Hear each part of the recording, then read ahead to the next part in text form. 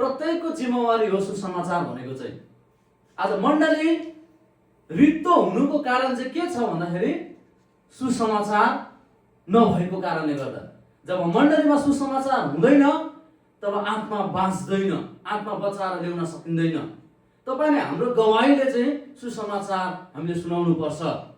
सुसमाचार सुनाउने तरिकाहरू धेरै छ। हामीले आफ्नो गवाई राखेर पनि सुसमाचार सुनाउन सक्छौँ। तपाईले हामी गवाई बिना कोही पनि यहाँ छैनौँ। हामीले प्रभु यीशुलाई चिन्दाखेरि, विश्वास गर्दाखेरि, हामी नचिन्दाखेरि कस्तो थियौँ र चिने पछाडि हामी कस्तो भयौँ र के कारणले हामी प्रभु यीशुलाई विश्वास गर्न थाल्यौँ, हो त्यो गवाईहरू चाहिँ, जिउँदो गवाईहरू चाहिँ तपाईले हामी एक एकसँग छ।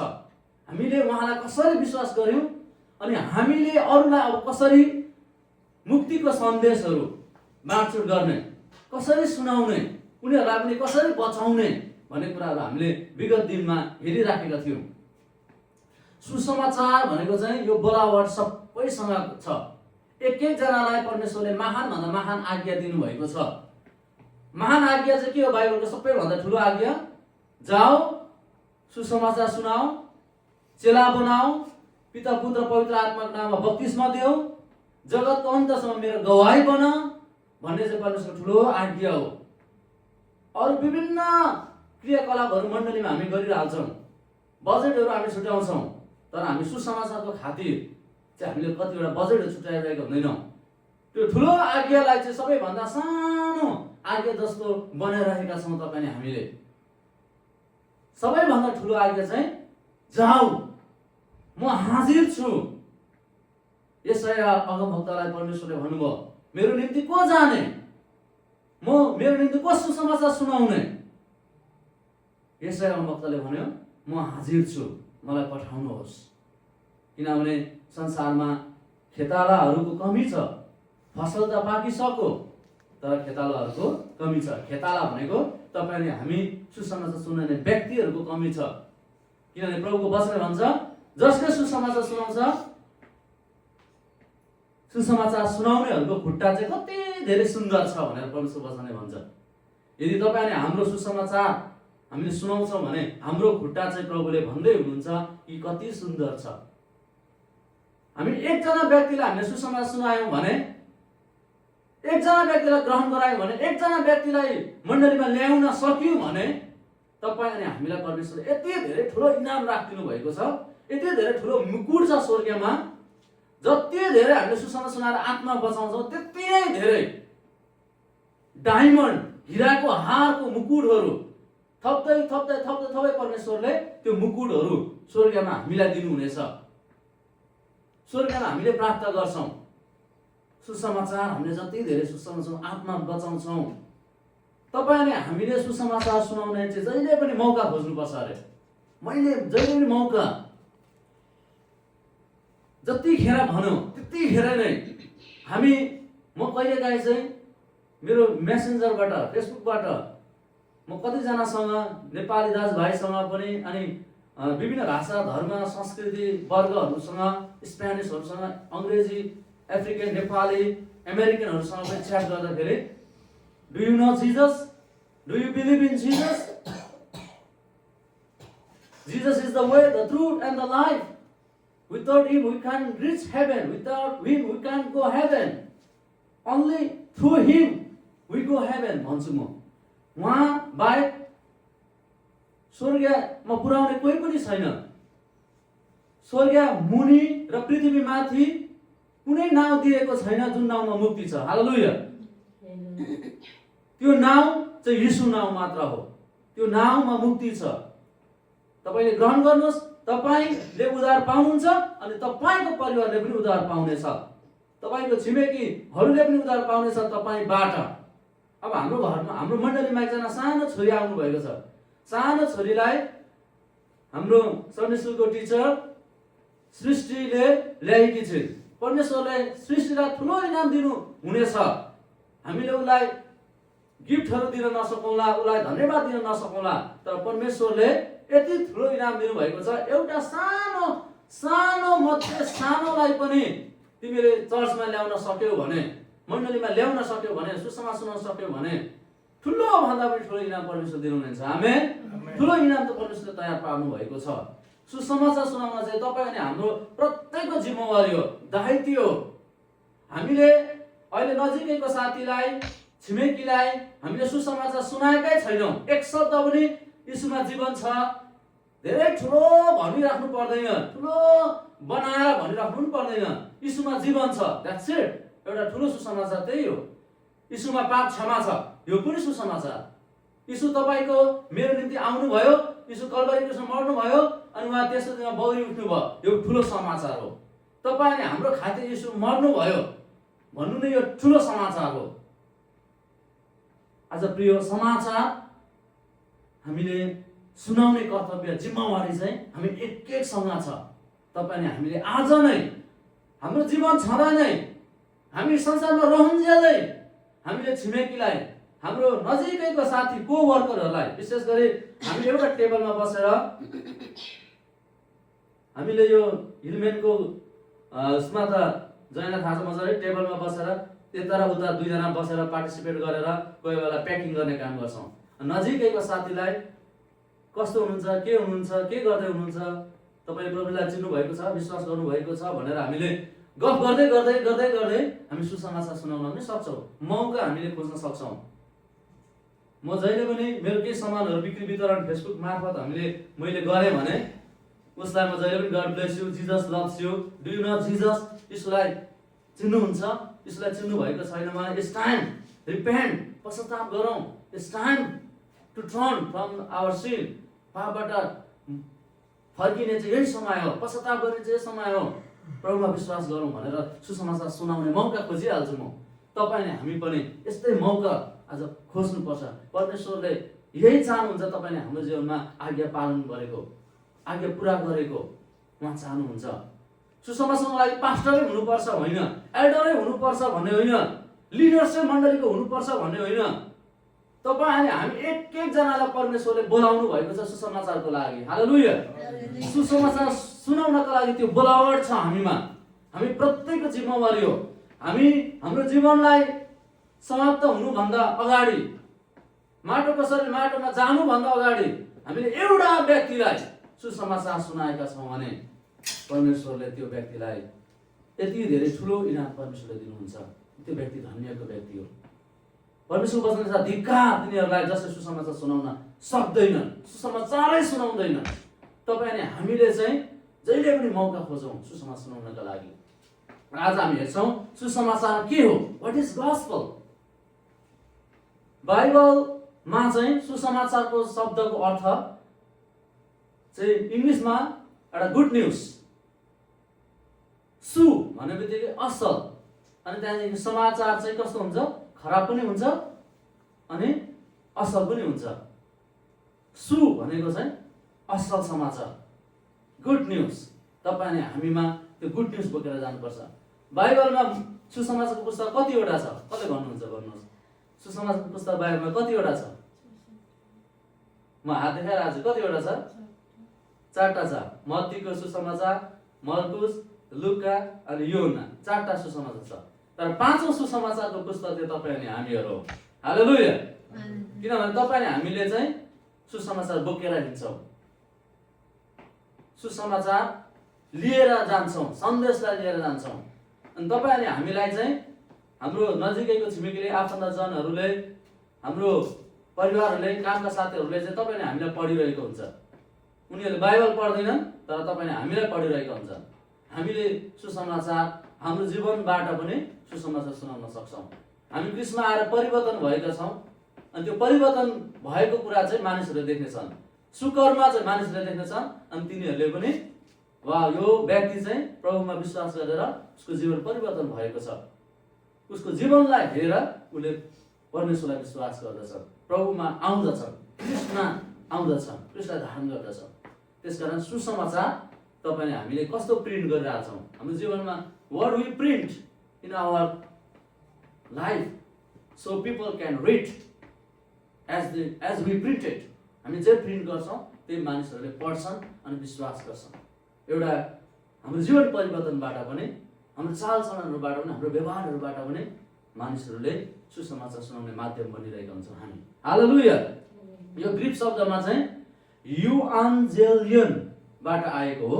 युएनएलजेन भनेको चाहिँ युएन्जेलियन भनेको चाहिँ एउटा ग्रिक शब्द हो। यो शब्द चाहिँ refer to message of Jesus, यीशु ख्रीष्टको सन्देश भनेर बुझिन्छ। सुसमाचारले यीशु ख्रीष्टको मृत्यु, उहाँ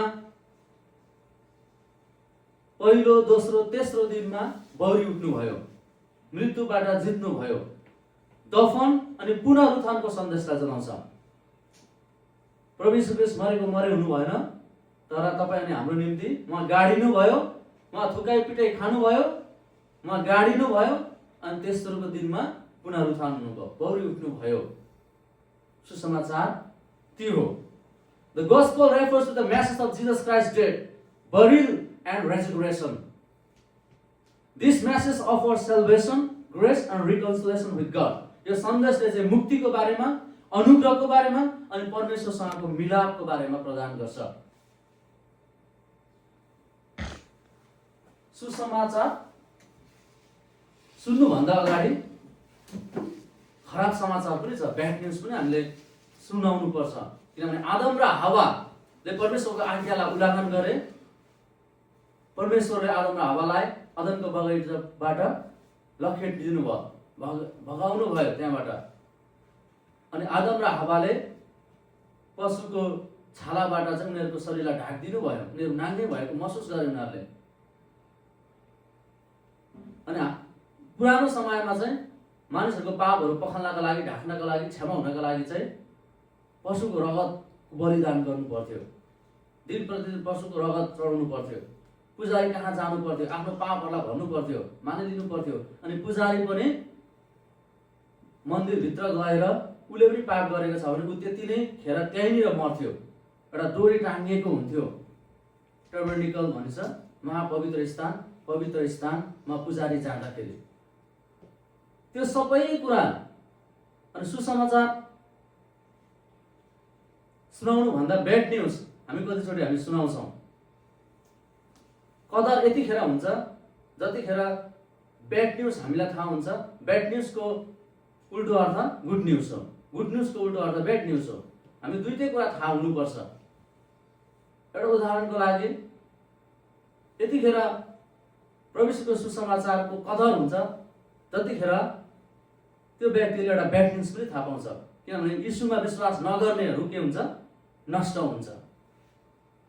यीशुमा विश्वास नगर्नेहरूको आत्मा के हुन्छ? नाश हुन्छ। अनन्तताको तिरस्कारमा जानुपर्छ, अनन्तताको नर्कमा जानुपर्छ। यीशुमा विश्वास नगर्नेहरूको नतिजा चाहिँ के हुन्छ? ऊ दोषी ठहरिन्छ। अनि अनन्तताको मृत्यु भनेको चाहिँ परमेश्वरसँगको सदा बिछोड हुन्छ। परमेश्वरले जो योजना रच्नुभयो, मानिस आदम र हावाले परमेश्वरमा प्रार्थना पाप गरेको कारणले परमेश्वरले योजना रच्नुभयो। अब मानिस र हावालाई मिलाप गराउनको लागि, मानिसहरूलाई मिलाप गराउनको लागि चाहिँ मानिसको पुत्र आफै मानिस भएर संसारमा जानुपर्छ, बलिदान हुनुपर्छ, पाप रगत बगाउनुपर्छ। किनभने दिन प्रतिदिन पशुको रगतले ढाक्ने मात्रै काम गर्थ्यो, कहिले पनि पूर्ण रूपले क्षमा हुँदैन थियो। तर मानिसको लागि मानिस नै रगत बगाउनु पर्छ भनेर स्वयं परमेश्वरको पुत्र येशू ख्रीष्ट संसारमा आउनुभयो। उहाँ आफै मानिस बनिनु भयो अनि उहाँले हाम्रो पाप मोचन गर्नुभयो, हाम्रो पापलाई क्षमा गर्नुभयो, रगत बगाउनु भयो। यसकारण सुसमाचार सम्पूर्ण धर्मशास्त्र हो। The gospel is whole of the scripture. सुसमाचार चाहिँ के हो? धर्मशास्त्र नै सुसमाचार हो, परमेश्वरको वचनै सुसमाचार हो। जति पनि हामी वचनहरू सुन्छौँ, वचनहरू सुनाउँछौँ, सुसमाचार परमेश्वरको वचनै हो, धर्मशास्त्र हो। सुसमाचार ख्रीष्ट र मुक्तिको बारेमा सुसमाचार हो। मुक्तिको बारेमा परमेश्वरले छुटकारा दिनुहुन्छ, पापहरूबाट उद्धार गर्नुहुन्छ, क्षमा दिनुहुन्छ, शान्ति दिनुहुन्छ, चङ्गाइ दिनुहुन्छ।